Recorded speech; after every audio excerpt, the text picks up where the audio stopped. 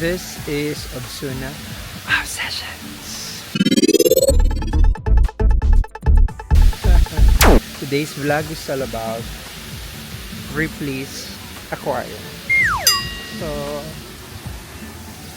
I'm gonna purchase a ticket and let's go!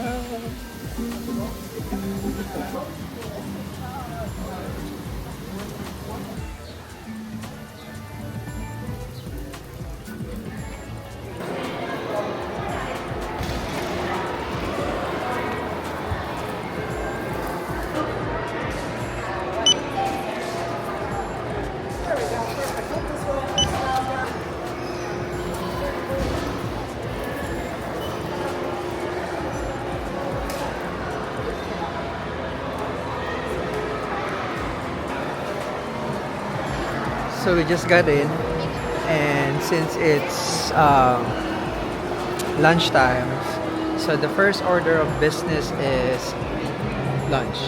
Kala ko ba magla-lunch tayo?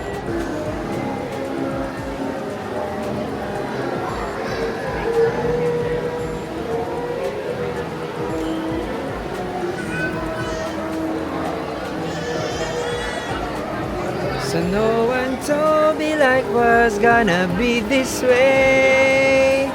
Tried to joke the road, and that's the way. So we needed a map because this place is a huge place.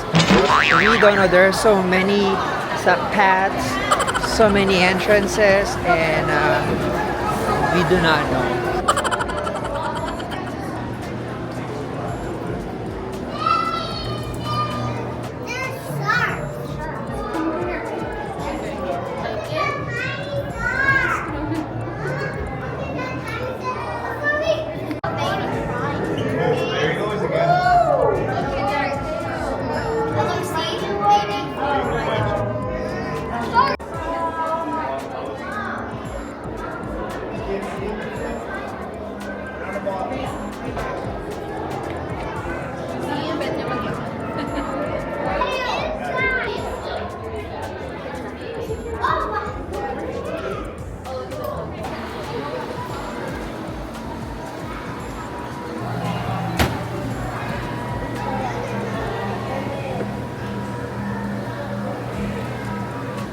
Alright, so let me just eat first so I can continue my vlog.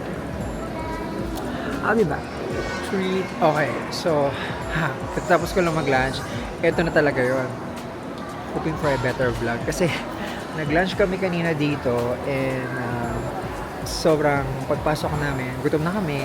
Tapos pagpasok namin, ano pa, ang gulo-gulo. Medyo hindi user-friendly yung mga places dito. Pero naman kasi may map naman. Kaya lang yung map, dahil nga nagugutom na kami, alas 12 pasado na, galing pa kami sa long drive, so hindi rin kami naging effective. So nagtanong-tanong na lang kami. Okay, so galingan na natin yung vlog. So mag-start yung vlog ko dito sa Ripley's Aquarium, dito sa Myrtle Beach, South Carolina. Dito sa may kanilang tinatawag na Planet Jellies. Ito yung kanilang food court. Kaya lang mga mabibili mo lang dito, pretzels, pizza, at saka yung mga maraming mga snacks, gano'n. With their combos, kaya lang mahal. Oops. Sorry for that.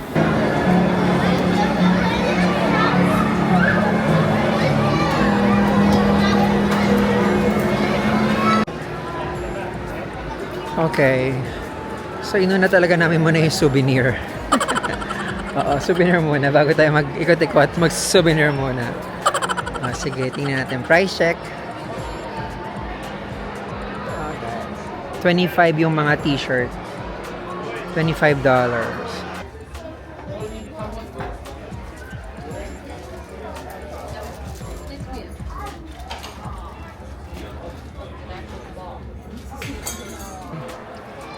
Hanap pa rin kami ng keychain pa hindi pa namin nakita. Walang keychain. Hindi pala keychain. Ito, magnet. Ref magnet pala. Pero may pangalan. Pakita ko sa inyo. Oh! May pangalan. Ang ganda. There you go.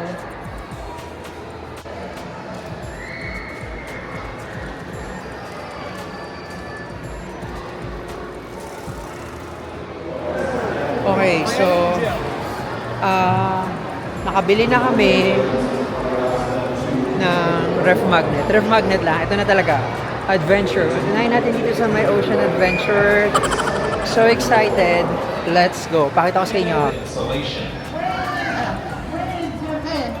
Our penguins will do a full molt once a year, and every 20 days. This will last about 20 days. You'll also notice that African penguins have a hook-shaped beak that is very, very. As African penguins are eating the fish, they do swallow some salt water to these pink areas, and it will cool off when the breeze hits these pink areas of the body. Picture tayo dyan. Ano penguin? Ayun na. Oh my god, penguin! Oh, penguin! Here, mommy's here. Come. Crawl, Baba, crawl. That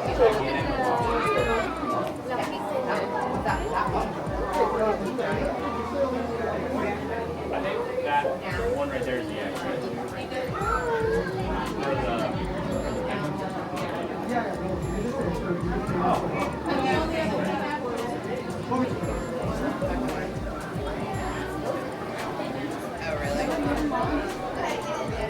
Walang tilapia. Tilapia hinahanap natin. Okay. So, ngayon, saan kami pupunta? Ikot pa kami. Okay.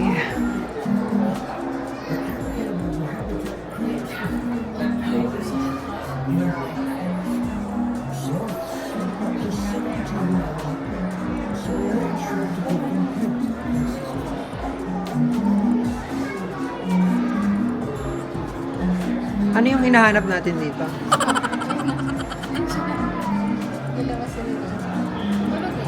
Yung malaki na yan? Parang furry. Oo.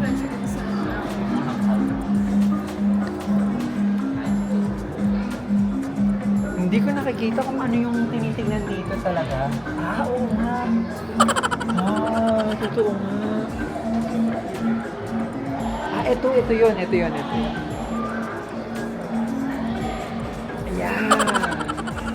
Tinignan ko muna. Ito yun nandun. Yun pala itsura no. Picture tayo. Sige. Which is a picture being tossed in food directly from up on top.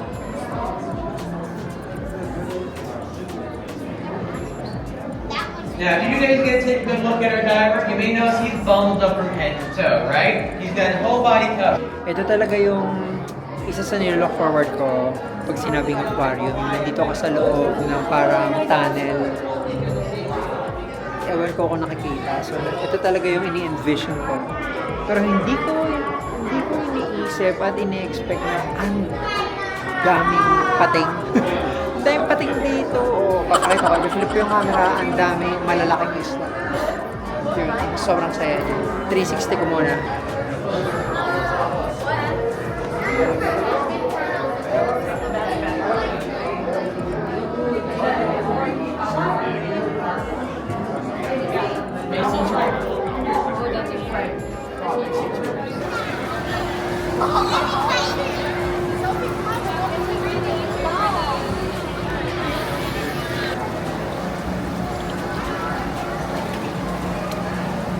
Pwede.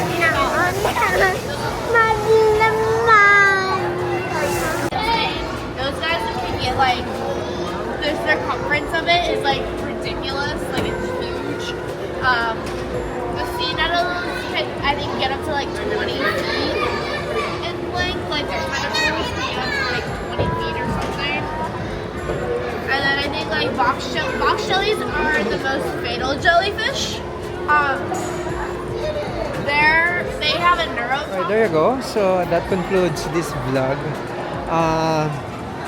Well, dito, ito yung pinaka-main lobby nila. So, nandito, merong playground ng mga bata, merong mga parang pa-science and all. Dito, pwede kanina yung nakita nyo na, tinouch ko yung jellyfish. Nandito siya. Oops. Tapos, dito sa may likod ko, pinicturean kasi kami kanina, yung ganitong picture. Kaya lang kasi hindi maganda yung pagkaka-picture sa amin. Sabi nila grade na daw yun. So hindi na kami kukuha. Ayun lang, kung gusto nyo pumunta, puntahan nyo to dito sa Ripley's Aquarium. Mas makakamura kayo kapag nag-bundle kayo kasi dito sa Myrtle Beach, South Carolina, meron mga Ripley's attractions. Ay napuntahan na namin yung last year. So ito lang yung something hindi pa namin napupuntahan. So bumili lang ako ng solo. Pero pag nag-bundle kayo, nag-combo kayo ng meron 2 attractions, 3, 4, mas makakamura. Ito alone is worth $42 for adults, $42 plus tax. Tapos for kids, medyo mababa lang. 2 to 5, ang presyo na nasa $15 lang. Ganun. Again, kung magko-combo nga kayo, mas makakamura kayo. Yung may mga discounts. So, there you have it. Maraming salamat for always watching my vlog. This has been